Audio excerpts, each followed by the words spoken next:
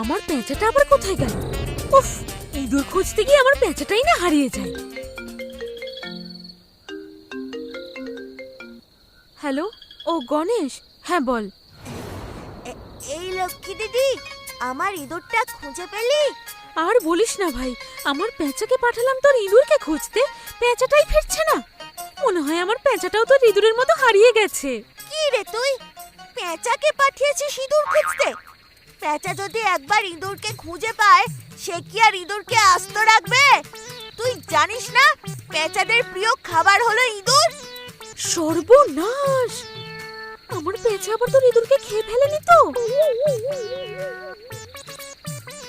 তাহলে কি হবে? আমার ইঁদুর!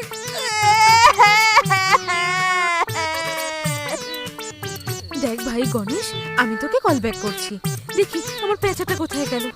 আমার ইঁদুরটাকেও খুঁজিস কিন্তু। ইঁদুর আর পেঁচাকে এখন কোথায় খুঁজি আমি? উফ! এ কি সমস্যায় পড়লাম আমি। দুর্গা পুজোর শেষে কার্তিকদার ময়ূরের তাড়াকে পালাতে গিয়ে কৈলাসে ফিরতে পারলাম না, আর আজ লক্ষ্মী পুজোর দিন পেঁচার ধাওয়া খেয়ে মরছি।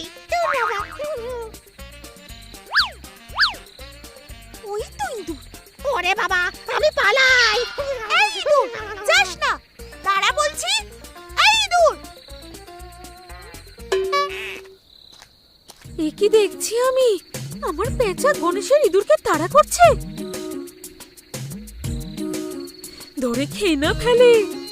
যদি পেঁচা ইঁদুরকে খেয়ে ফেলে তাহলে আমি গণেশকে কি জবাব দেব? পেঁচা, এই পেঁচা দাঁড়া। পেঁচা, এই পেঁচা, ইঁদুরকে ছেড়ে দে। আরে তুমি! তুই ইঁদুরকে তাড়া করছিলি কেন? ও লক্ষ্মী দিদি, তোমার পেঁচা আমাকে ধরে খেতে চাইছে। আমি ছুটে ছুটে প্রাণ বাঁচিয়েছি, তুমি এসে গেছো। যাক বাবা, আমি বাঁচলাম। এসব তুই কি বলছিস ইঁদুর? আমি তোকে খেতে চেয়েছি। খেতে না চাইলে কেউ এইভাবে তাড়া করে? দৌড়তে দৌড়তে আমার প্রাণ তো বুকের খাঁচা ছেড়ে উড়ে যাচ্ছিল। আরে বাবা, মিথ্যে কথা বলিস না ইঁদুর। আমি মোটেও তোকে ধরে খেতাম না। আমার মনে হচ্ছে পেঁচার কোনো দোষ নেই।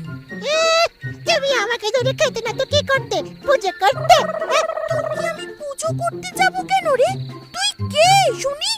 আর শোন, তোকে যদি ধরে খেতে হতো তাহলে কৈলাসে ধরেই খেতে পারতাম। এই তোরা এবার থাম, কি শুরু করেছিস দুজন মিলে? আমার কথাটা তো একটু শোনো। না,